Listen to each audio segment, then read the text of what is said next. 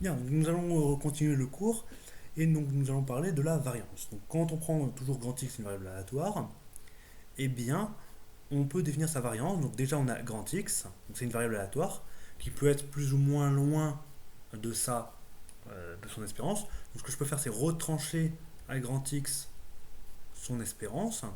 Je peux mettre tout ceci là au carré. Donc ça me donne une nouvelle variable aléatoire que je peux appeler grand Y. Et la variance de x, par définition, c'est l'espérance de cette nouvelle variable aléatoire que je peux appeler y. Donc là, j'appelle là, pour expliquer le cheminement. Donc en fait, la variance de x, c'est la moyenne au carré des écarts qu'il y a entre grand X et l'espérance de x. Donc si grand X, ça mesure ce que vous pouvez faire en moyenne, grand X moins son espérance, ça vous donne à quel point vous êtes proche ou pas de l'espérance.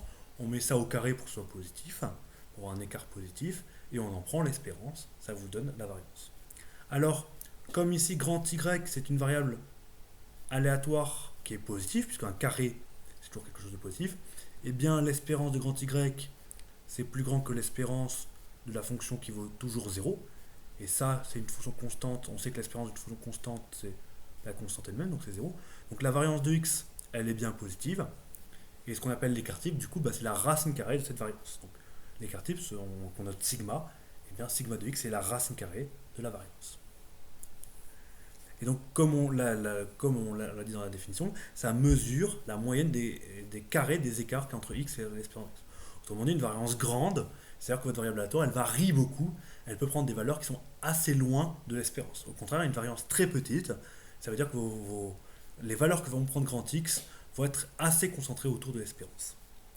Alors, grand Y, je l'ai défini en fonction de X.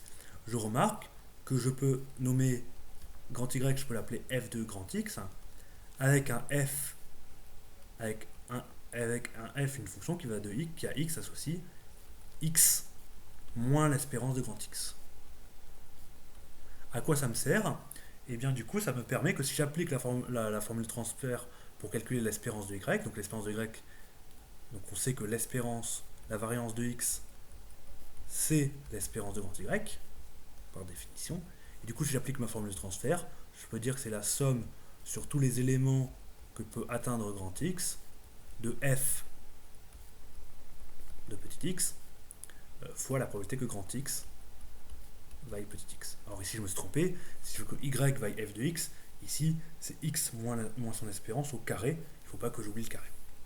Et du coup, si je fais ça, et du coup, pour calculer ma variance, je peux appliquer la formule de transfert. Ça va me donner x, la somme sur tous les x appartenant à x d'oméga, de x moins l'espérance de x au carré, quand je remplace f de x par sa valeur, fois la probabilité que grand X aille petit x. Donc si je connais la loi de grand X, donc je sais calculer quelle est la probabilité que grand X vaille une valeur donnée, si je connais l'espérance de grand X, plutôt, donc je calcule x moins cette espérance-là, j'ai la au carré, je multiplie par la probabilité que grand X égale x, et je somme sur toutes les valeurs de x possibles. Et donc ça me donne un nombre qui est la variance. Donc maintenant, ce qu'on va voir, c'est des propriétés sur la variance. Donc proposition numéro 7. Donc, si je prends deux éléments a et b, alors la variance de ax plus b, ça me dit que c'est a carré fois la variance de x. On dit que la variance est quadratique parce que le b disparaît et le a sort de la variance mais avec un a au carré. C'est quoi que la variance d'une variable aléatoire égale à 0? C'est la même chose que dire que grand X est égal à son espérance, et l'espérance est un nombre, donc ça veut dire que grand X, en fait, elle est égale à l'espérance de X, ou quasi égale. Quasi certainement égale. Troisièmement, c'est une petite formule qui est bien pratique pour calculer la variance. On peut dire que la variance est l'espérance de grand X au carré moins l'espérance de X, le tout au carré. On a déjà vu dans des exemples comment calculer l'espérance de X au carré. Et quand on sait calculer l'espérance de x, on sait aussi calculer l'espérance de x au carré. Donc il n'y a plus qu'à faire la différence de ces deux termes pour avoir la variance de x. Donc c'est ce qu'on appelle la formule de Koenig-Huygens, qui parfois sert bien. Donc on va démontrer ces trois résultats-là. Donc premièrement, on veut calculer la variance de ax plus b. Donc, je vais poser y, peut-être pas y, mais parce que je l'ai déjà appelé avant, on va appeler z égale ax plus b. Et donc moi, je vais chercher à calculer l'espérance de z. Donc la variance de z. Donc la variance de z, c'est par définition l'espérance de z moins son espérance de z, moins l'espérance de z, le tout au carré. Donc c'est tout ça qui est au carré, et je ferme la parenthèse. Donc du coup, si je veux continuer ce calcul-là, il faut savoir quelle est l'espérance de z. Donc, l'espérance de z, comme l'espérance est linéaire, je peux dire que l'espérance de z, c'est a fois l'espérance de x plus l'espérance de b, mais b c'est un réel, il est fixé, et donc l'espérance d'une variable aléatoire constante, c'est la constante elle-même. Donc ici, je me retrouve avec a fois l'espérance de x plus b. Donc quand je veux continuer mon calcul de la variance de z, je peux donc dire que c'est l'espérance de... Donc je remplace z par sa valeur, ax plus b, moins l'espérance de z que j'ai calculée, donc a fois l'espérance de x plus b, donc ça c'est mon espérance de z, et c'est tout ce terme-là qui est mis au carré, et je ferme la parenthèse. Mais là, il se passe des choses intéressantes, c'est que le plus b qui est là et le moins b qui est là, ils vont se simplifier, et le a qui est là, je peux le mettre en facteur, donc je me retrouve avec l'espérance de a facteur de x moins son espérance de x, et tout ça est au carré. Alors maintenant, le carré, je peux le distribuer. Je peux dire que c'est l'espérance de a au carré fois grand X moins son espérance, le tout au carré, parce que le produit du carré, c'est le carré du produit, c'est le produit des carrés. Maintenant, l'espérance de a au carré fois quelque chose, comme a au carré est une constante, je peux la sortir de l'espérance par linéarité de l'espérance. Donc ça, c'est a au carré fois l'espérance de grand X moins son espérance. Alors, le tout au carré et le tout en espérance. Et là, je reconnais la variance de x.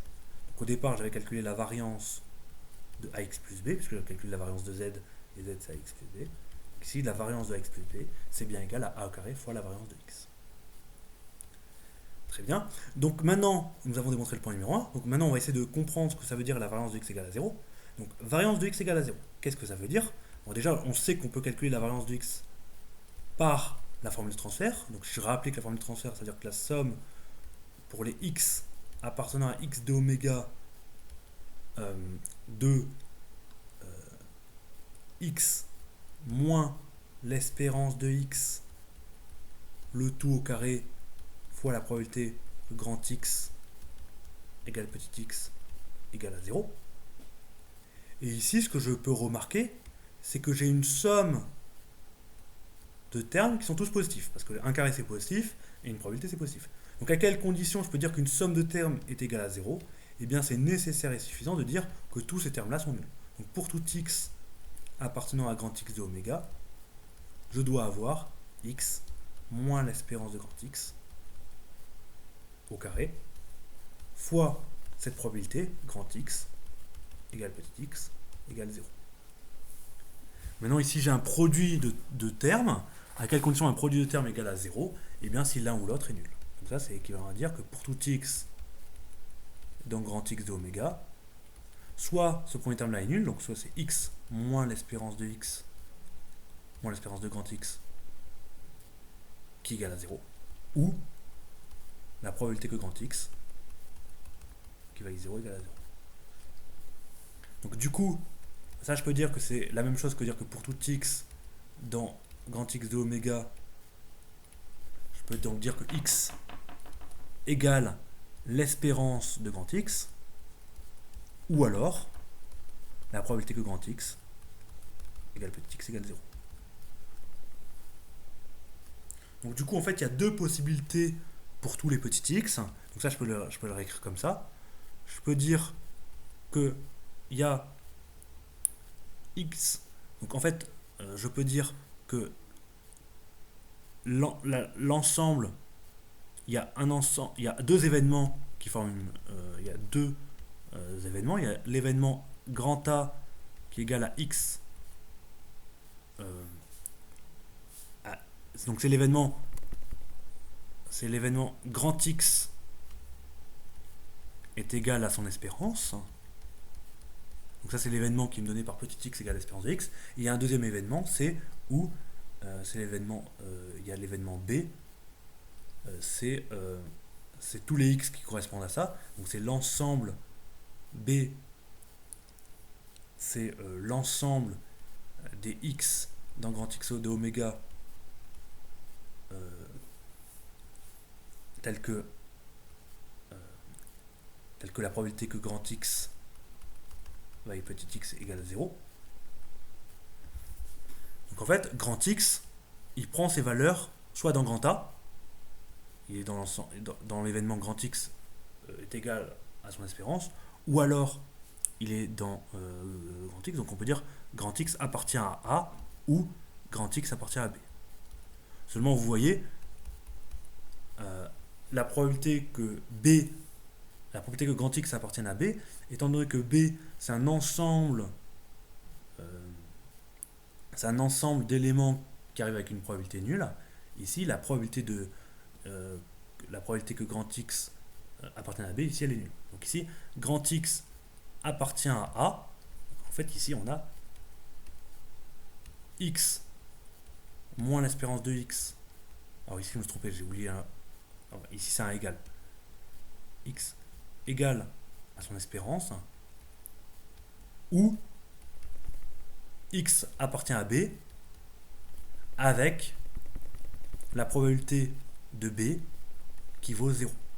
Pourquoi la probabilité de B vaut 0? Parce que l'ensemble des éléments qui sont dans B, c'est un événement de mesure nulle. Donc, ou la probabilité que grand X appartienne à B, du coup, ça c'est un événement de probabilité nulle. Et donc, du coup, eh bien, j'ai que du coup, quand j'oublie cet événement-là, comme il est de mesure nulle, de probabilité nulle, bah du coup, j'ai que la probabilité que grand X vaille son espérance, elle vaut 1. Pourquoi? Parce que si je ne suis pas dans ce cas-là, je suis dans ce cas-là, et ce cas-là, il est de probabilité 0. Donc vous voyez, ici j'ai bien démontré que la variance de X égale à 0, si et seulement si, la probabilité que grand X égale son espérance est un événement de probabilité 1. Donc là, ça veut bien dire que X, elle est presque certainement égale à son espérance. Voilà pour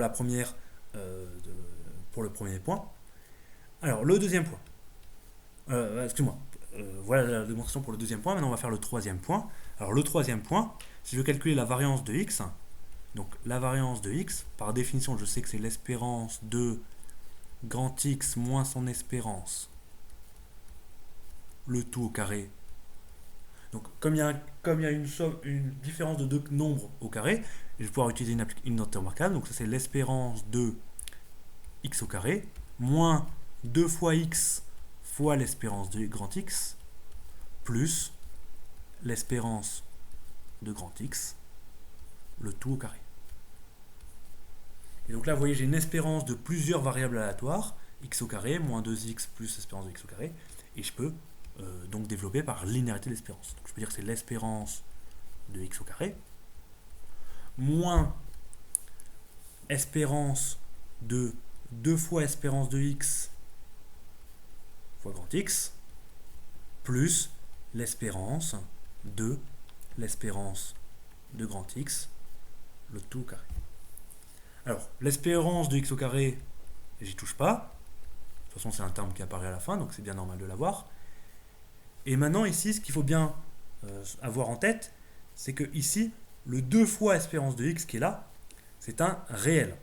C'est une constante, si vous voulez. Ce n'est pas une variable aléatoire, c'est un nombre.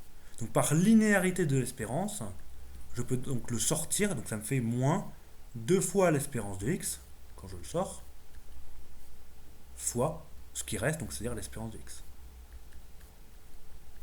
Plus, et là, j'ai l'espérance d'une variable aléatoire qui est constante, parce que l'espérance de x, c'est un nombre au carré, donc c'est toujours un nombre, et donc l'espérance d'une constante, c'est la constante elle-même. Donc ici, je peux dire que c'est l'espérance de x au carré. L'espérance de x, le tout au carré.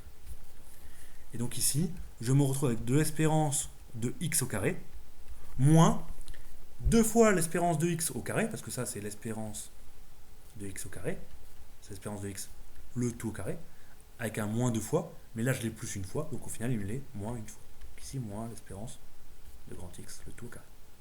Et donc, ça me démontre bien la formule que j'annonce, c'est l'espérance de grand X au carré moins l'espérance de X, le tout au carré.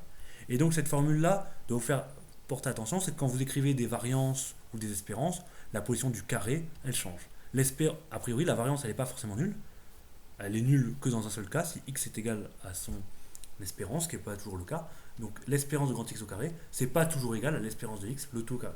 C'est même jamais le cas, à moins que grand X soit une variable aléatoire constante, quasi certainement égale à une constante, ce qui n'est pas le cas le plus intéressant. Donc faites attention à là où mettez vos carrés, ce n'est pas la même chose, l'espérance de X au carré et l'espérance de X, le tout au carré. Voilà pour cette vidéo.